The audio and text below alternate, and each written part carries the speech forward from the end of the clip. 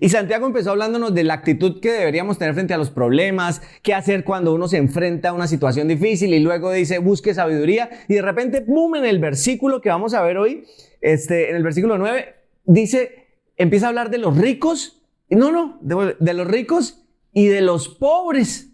Y uno dice, wow. Esta semana abrí mi Instagram en la cuenta de SMCC y lo primero que salió fue una publicidad. Y en esta publicidad estaba mirando las historias. Y la historia que empiezo a mirar es la de un señor que está leyendo la Biblia. Está leyendo la Biblia, dice, y el Señor bendecirá tu casa y bendecirá. Y entonces, obviamente llama mi atención porque es mi ambiente. Está hablando de la Biblia, vamos a ver qué dice este hombre.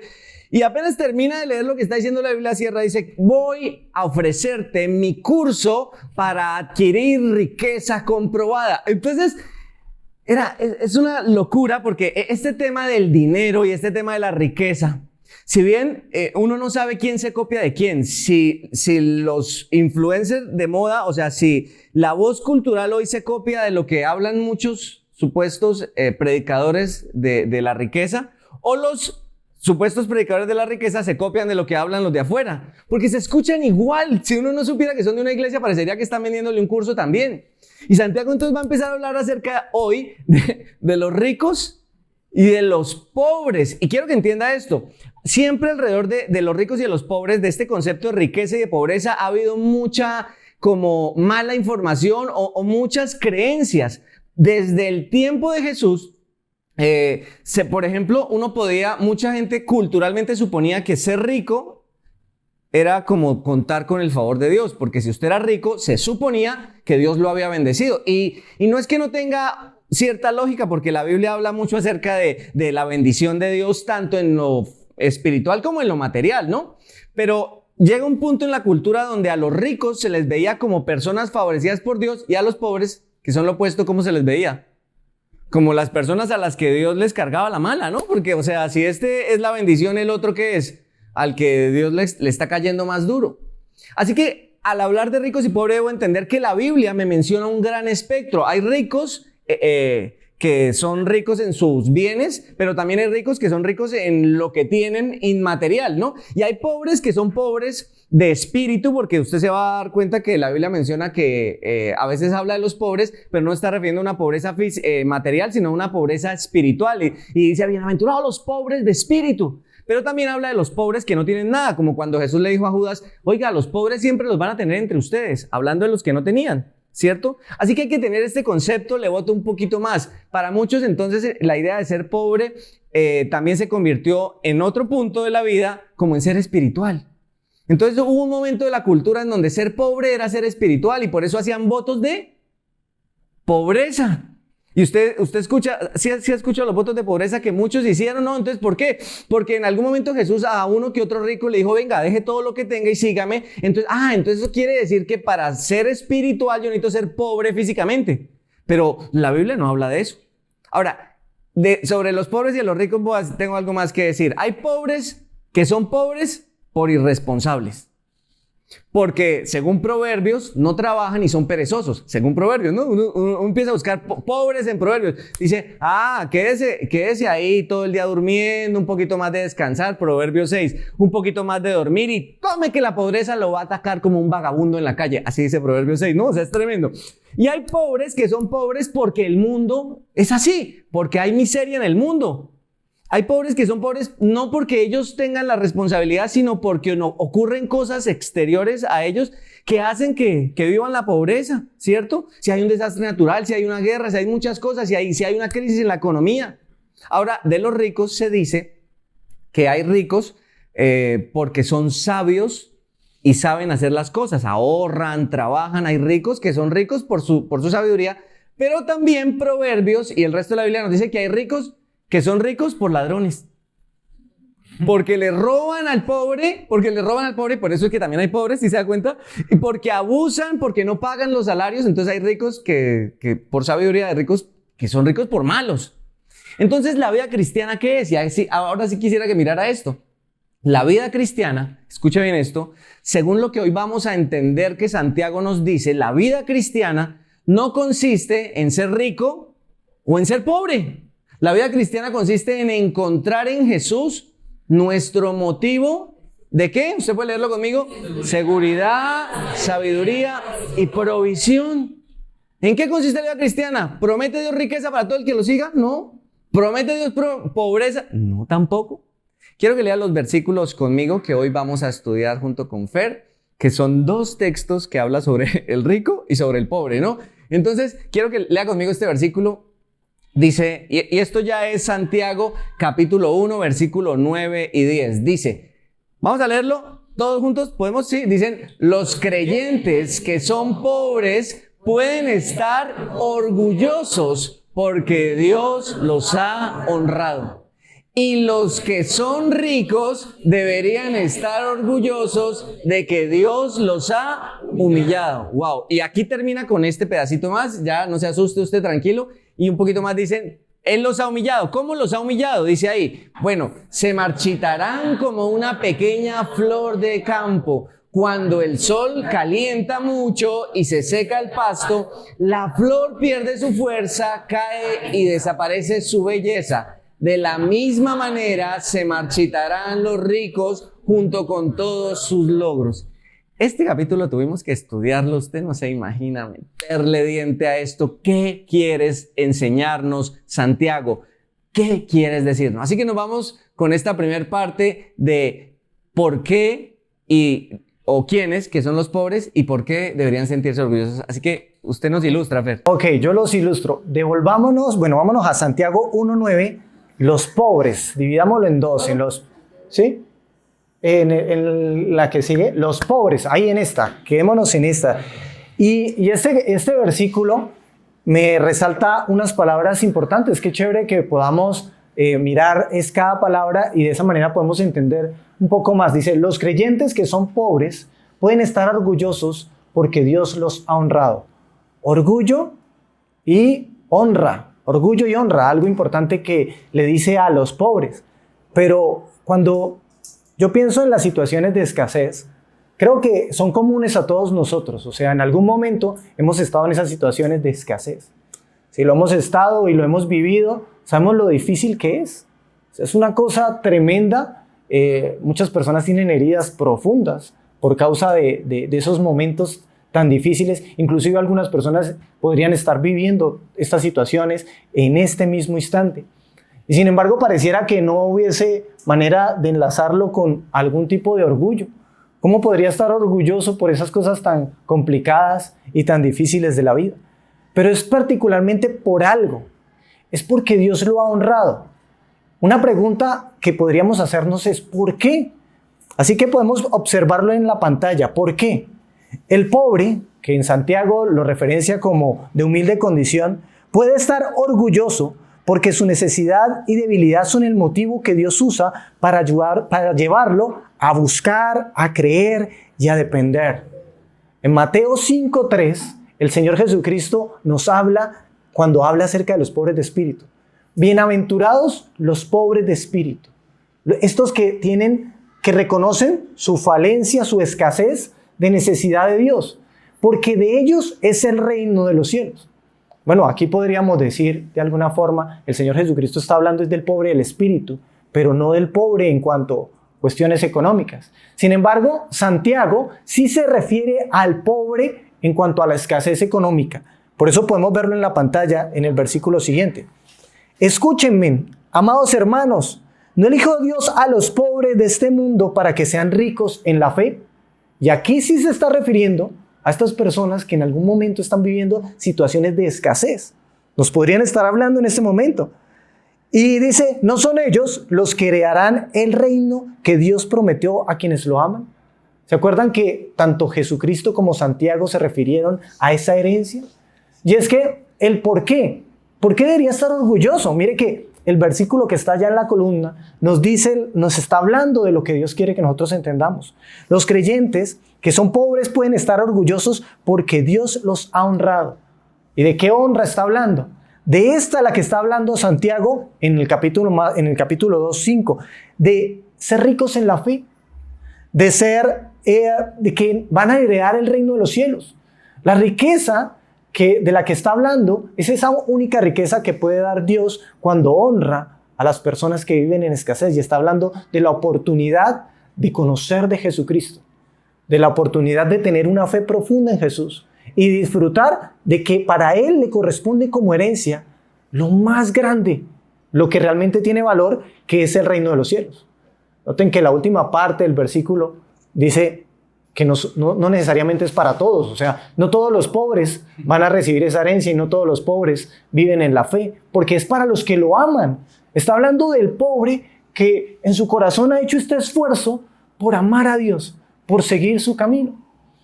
Y es que hay algo que de alguna forma Santiago quiere que los corazones resuelvan.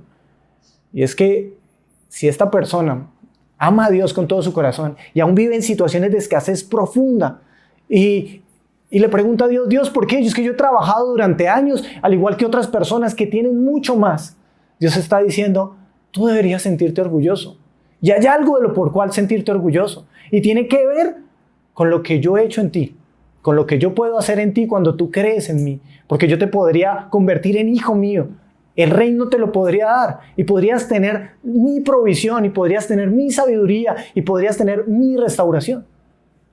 El Señor Jesucristo nos dice algo en Lucas de la siguiente manera. Ahí está en pantalla. Si quiere, por favor, pueden leerlo.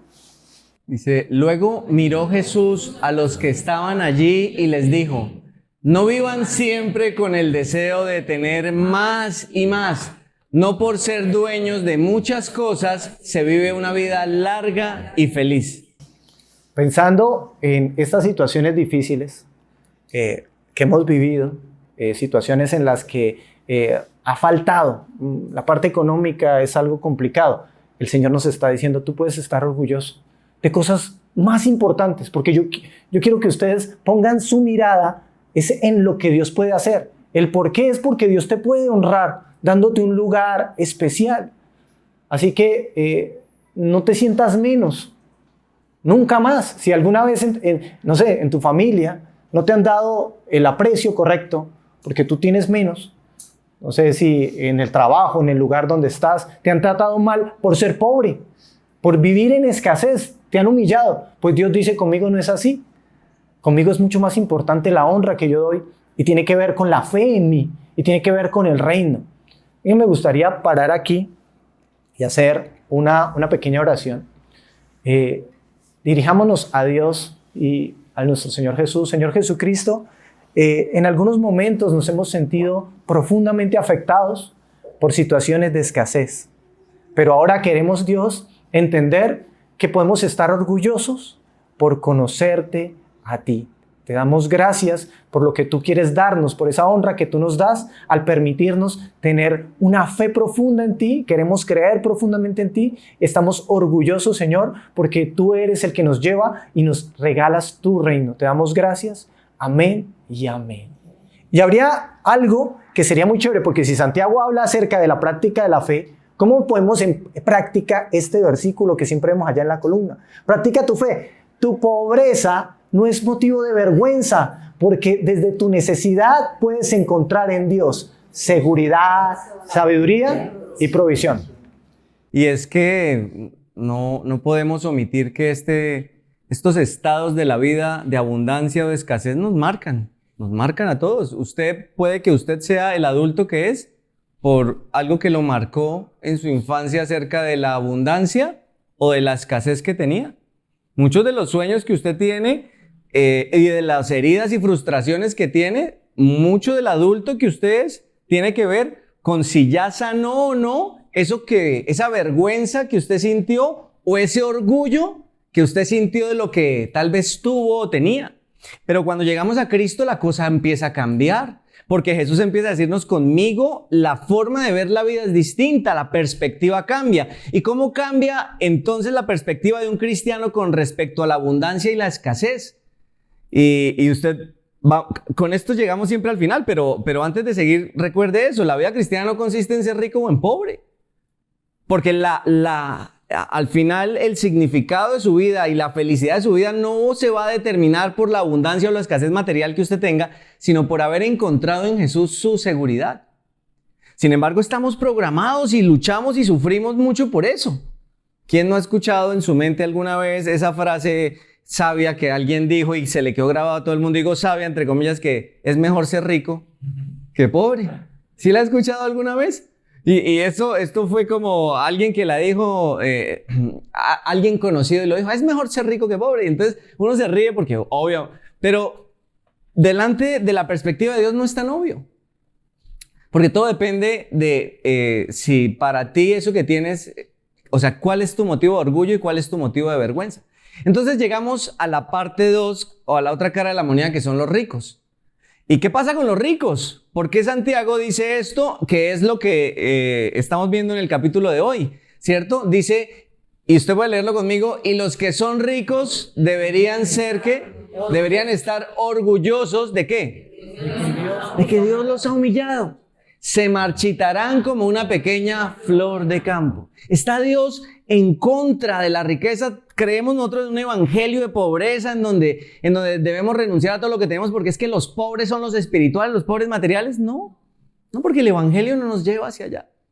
Si bien lo que el evangelio nos muestra es que cada vez que una persona tiene un encuentro con Cristo, el dinero ya deja de ser el factor fundamental en su vida y es capaz de desprenderse de él para suplir la necesidad de otros, nunca se nos sugiere que la riqueza es un motivo de falsa espiritualidad. Sin embargo, si somos un poco objetivos en cuanto a la riqueza, y usted lo va a ver que Santiago habla un poquito más de esto, la riqueza sí va a representar un obstáculo en la vida de mucha gente.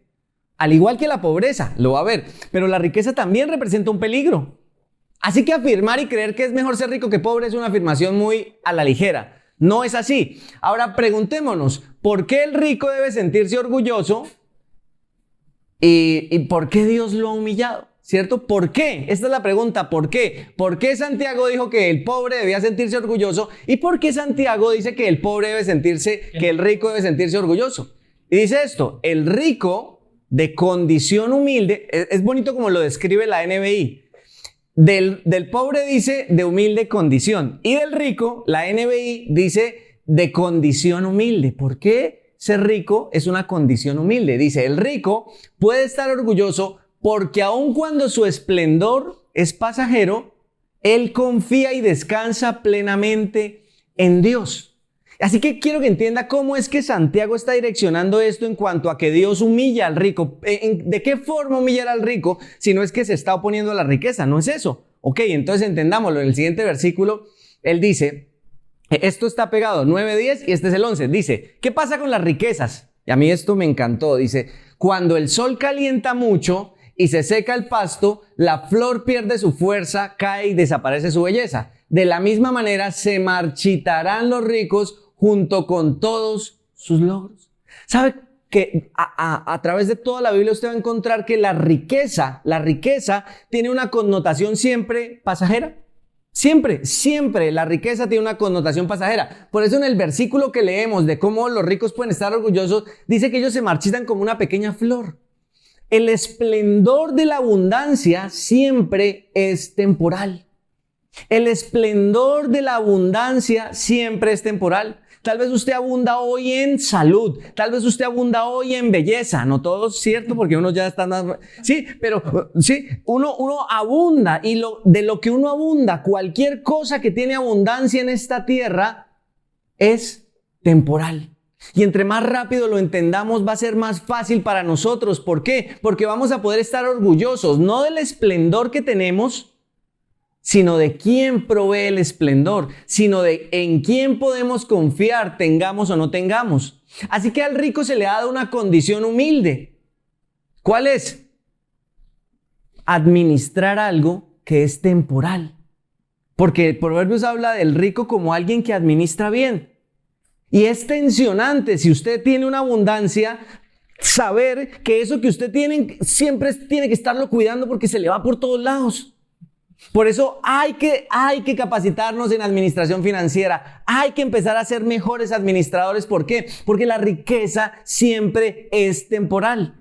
Y un buen cristiano puede ser un buen administrador que cuida la riqueza, pero siempre orgulloso no de su riqueza, sino de quien le permite administrarla. ¿Por qué? Porque lo quieras o no, la riqueza es temporal. Es una flor que se marchita. Es una flor que pierde su esplendor. Mira el siguiente versículo. Dice Jesús en Mateo 6, no almacenes tesoros aquí en la tierra, donde las polillas se los comen y el óxido, ¿qué? Los destruye. Y donde los ladrones, ¿qué? Entran y roban. Dice, almacena tus tesoros en el cielo, donde las polillas y el óxido no pueden destruir y los ladrones no entran a robar. Donde esté tu tesoro, ¿qué pasa? Allí estará también los deseos de tu corazón. Ahora, Jesús aquí está poniendo el foco en lo mismo. La riqueza es ¿qué? Temporal. ¿Sabe por qué la riqueza es temporal? Porque o se devalúa o se la roban. La riqueza se devalúa. Y entonces, ¿cuántos de los que estamos acá no estamos luchando para que nuestro dinero no se devalúe? Entonces tratamos de, pongámoslo en esta cuenta y en esta otra, ¿eh? Porque si usted mete su platica bajo el colchón, ahí, ¿qué va a pasar? Pues dentro de un año, pues va a valer menos. Entonces se devalúa. Entonces siempre tenemos que estar pensando cómo administrar bien nuestros recursos. ¿Por qué? Porque la riqueza es de carácter siempre temporal. Y cuando usted está en un momento de abundancia y usted es un administrador de riqueza, no es malo, es bueno. Pero usted tiene que ser consciente que esa belleza y ese esplendor siempre se pierde. Así que Dios ha humillado al rico, ¿cómo? Dándole algo que en un momento de su vida tiene gran esplendor, pero al siguiente se va a marchitar. Mire el siguiente versículo. Dice, ¡uy! ¿Qué es todo eso? Dice 1 Timoteo 6, 17 y 19. Enséñale a los ricos de este mundo que no sean orgullosos ni confíen, ¿cómo? En su dinero, el cual es tan inestable. Deberían depositar su confianza en Dios, quien nos da en abundancia todo lo que necesitamos para que lo disfrutemos. Diles que usen su dinero para hacer el bien. Amigos, usen su dinero para hacer el bien, administrenlo bien. Deberían ser ricos ¿en qué? En buenas acciones. Aparte de ser rico en su cuenta, sea rico en buenas acciones. Generosos con los que pasan ¿qué? Con el pobre, porque el pobre está viviendo, porque siempre está el rico y siempre está el pobre. Así que al rico le dice, sea generoso. No es que usted también tenga que quedarse pobre, es que usted administre su riqueza para darle al que no tiene. Generosos con los que pasan necesidad y estar siempre dispuestos ¿a qué? A compartir con otros. De esa manera, al hacer esto, acumularán su tesoro con un buen fundamento para el futuro. A fin de poder experimentar lo que es la vida verdadera. Este es un buen consejo financiero. ¿Usted quiere invertir bien? Sí, aquí nadie le va a vender nada. ¿Usted quiere invertir en un buen consejo financiero? Dice, piense en el futuro. Y la forma, desde la perspectiva de Dios, la forma en cómo usted invierte en el futuro es cómo ser rico en buenas acciones, en cómo ayudo, no en cómo trato de que mi riqueza no se devalúe. Es imposible. Si usted pasa su vida intentando acumular cada vez más y más, se va a dar cuenta que nunca va a ser suficiente porque la riqueza se devalúa y se la roban. Impuestos estos que nos pusieron y aquí y allá, y de cualquier manera alguien se inventa la forma de sacarle su platica. ¿Cierto o no cierto? Ay, ya subió la administración otra vez. Ay, ya subió, sí, ya la inflación. ¿Cómo va la inflación? Y entonces dejamos de alegrarnos por la abundancia que tenemos. ¿Por qué? Porque nos olvidamos que la riqueza es así, es temporal. Pierde florecitas, pierde esplendor. Mire lo siguiente. Mire el siguiente versículo. Dice, vamos a practicar la fe. ¿Cómo practicamos la fe? El pobre, ¿cómo practica la fe? Estando orgulloso de que Dios usa su necesidad como una forma para que Él le encuentre y sea fuerte y el pobre encuentra en Dios su riqueza y su seguridad, aunque en ese momento viva escasez, que nadie está exento de eso. Pero ¿y el rico cómo practica la fe? ¿Volviendo de pobre? No, el rico practica su fe ¿cómo? Entendiendo que aún cuando pierda su esplendor, no quiere decir que lo vaya a perder ya, pero tiene que entender que la riqueza siempre va a perder su esplendor. Eso no es motivo de vergüenza, porque desde su necesidad, él va a poder encontrar en Dios la seguridad, la sabiduría y la provisión. ¿Sabe que muchos dicen, no es cierto, la riqueza se mantiene si uno la cuida? No es cierto. La historia nos dice que nadie puede retener su riqueza, ni siquiera aquel que ha trabajado toda la vida y ha amasado una gran fortuna. ¿Quién maneja su fortuna al final de sus días? No es él, es otro el que la maneja por él. Yo quiero esto. No, no, no, eso a usted ahorita no le conviene y entonces alguien más va a manejar las riquezas por usted. Si usted anhela y piensa que el esplendor que Dios le da a usted como cristiano consiste en la riqueza, en la abundancia, en mantenerla, no es así. Porque la riqueza es de carácter pasajero. ¿Cuántos de nosotros hoy tenemos que practicar nuestra fe para dejar las heridas de la pobreza? Pero ¿cuántos de nosotros también tenemos que practicar nuestra fe para no caer en la trampa de la avaricia y del orgullo de la abundancia? Porque la abundancia nos hace mirar al que está al lado y decir, es que yo sí sé cómo trabajar, en cambio usted no. Por eso es que usted está como está. Porque la abundancia nos hace pensar, es que a mí Dios me bendice más que al otro.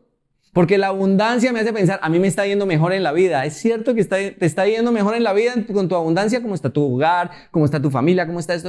Y perdemos de vista que no es la abundancia lo que nos da el esplendor. El esplendor que Jesús quiere que nosotros tengamos no consiste en las riquezas que vayamos a tener, sino en que hemos encontrado en Él nuestra seguridad y nuestro esplendor es Cristo. Así como Fer oró pensando en esos corazones que tal vez tienen miedo a la escasez y a la pobreza, ¿por qué no oramos también pensando en ese corazón que anhela tener cada vez más y más y más para sentirse seguro? Y poder decir, Señor, no es en la abundancia en donde está mi seguridad, sino en ti. Voy a administrar correctamente, voy a tomar mis clases financieras, pero voy a practicar mi fe sabiendo que mi orgullo no está en el esplendor que es temporal. ¿Qué tal si oramos pensando en esto? Quiero pedirle al Padre hoy que hable a nuestro corazón. Quiero pedirte, Jesús, que hables a nuestro corazón, porque tal vez nos hemos sentido en algunas ocasiones menospreciados, pero en otras ocasiones hemos sentido que estamos en un lugar distinto, en un lugar de honor distinto, porque nuestra abundancia nos hace creer que o somos más bendecidos o que vamos adelante de otros, y no es cierto. El esplendor que tú quieres en el que tú quieres que nosotros nos sintamos orgullosos es en el esplendor que proviene de un corazón que ama, que en ti haya su seguridad y que es rico en buenas acciones y que ayuda a los demás. Enséñanos a administrar la abundancia que hay hoy, así como te pedimos o reconocemos que en ti está nuestra seguridad para la escasez que tenemos hoy. Pero en la abundancia hoy te pedimos que nos guíes. Porque nuestro orgullo no está en eso que tenemos o que hemos hecho o que hemos conseguido. Nuestro orgullo está en que tú eres nuestra seguridad. Y aun cuando perdamos nuestro esplendor, no nos vamos a sentir avergonzados. Porque entendemos que era pasajero. Gracias por lo que tú estás haciendo en nosotros al llevarnos a practicar la fe y sanar nuestro corazón. Gracias, Jesús. Amén. Hay mucha riqueza y hay mucha pobreza. Hay mucha abundancia, hay mucha escasez. Y poder sanar esas heridas va a ser muy importante. Así que Dios, recuerde esto, bendice a ricos y pobres.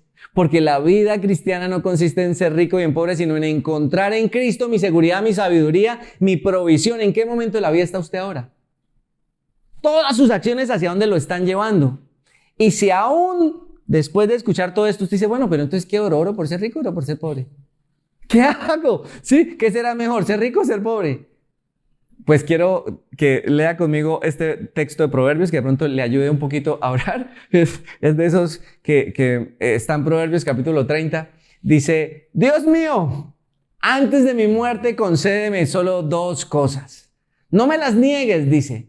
Manténme alejado de la mentira y no me hagas pobre ni rico.